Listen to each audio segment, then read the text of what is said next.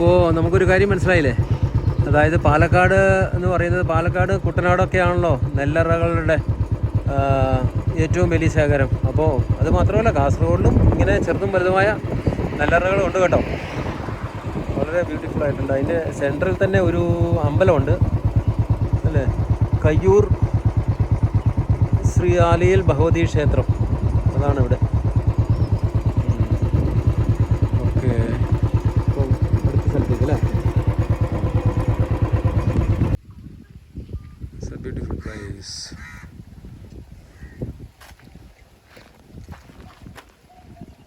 അടിപൊളിയല്ലേ, നോക്ക്.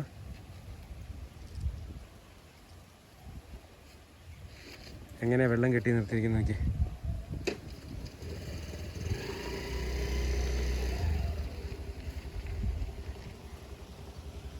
ഇത് നീലേശ്വരം ബ്ലോക്ക് പഞ്ചായത്ത് 2024-25-26 വാർഷിക പദ്ധതി വയൽക്കാറ്റ് എന്ന് പറയും.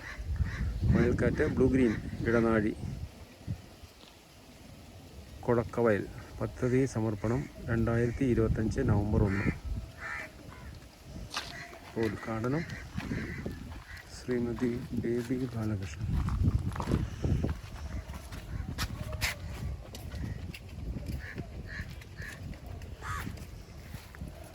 അങ്ങനെ കണ്ണെത്താ ദൂരത്ത് വയൽ.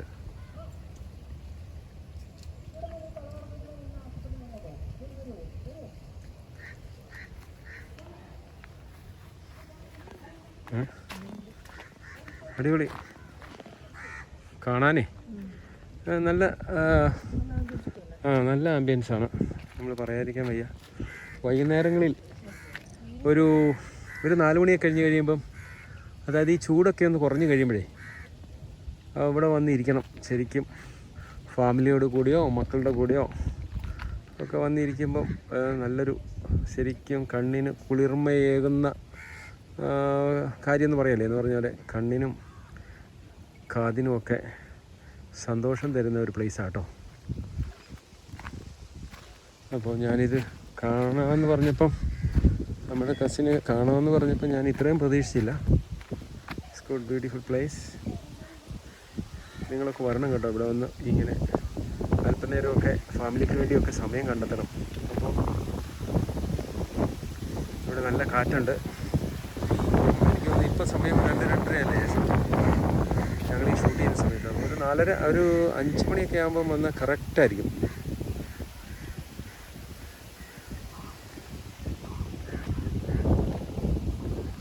ഇവിടെ എന്തോ അറിയിപ്പ് എഴുതി വെച്ചിട്ടുണ്ടല്ലോ, വയൽക്കാറ്റ് സംരക്ഷണ സമിതി നീലേശ്വരം ബ്ലോക്ക് പഞ്ചായത്ത് അറിയിപ്പ്. നെൽവയലിൽ ഇറങ്ങരുത്, നെൽവയലിൽ ഇറങ്ങുന്നത് കർശനമായി നിരോധിച്ചിരിക്കുന്നു. വാഹനങ്ങൾ റോഡിൻ്റെ പടിഞ്ഞാറ് ഭാഗത്ത് മാത്രം പാർക്ക് ചെയ്യുക.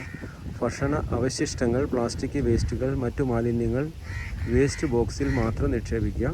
മദ്യപാനവും ലഹരി പദാർത്ഥങ്ങൾ ഉപയോഗിക്കുന്നതും കർശനമായി നിരോധിച്ചിരിക്കുന്നു. അപ്പം നീലേശ്വരം ബ്ലോക്ക് പഞ്ചായത്ത് വയൽക്കാറ്റ് സംരക്ഷണ സമിതി.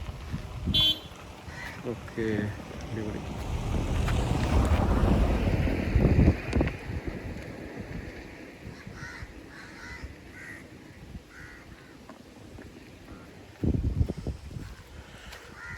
അപ്പോൾ ഇനിയൊരു വേറിട്ട കാഴ്ചകളുമായി ഇനിയും ഞാൻ വരാം.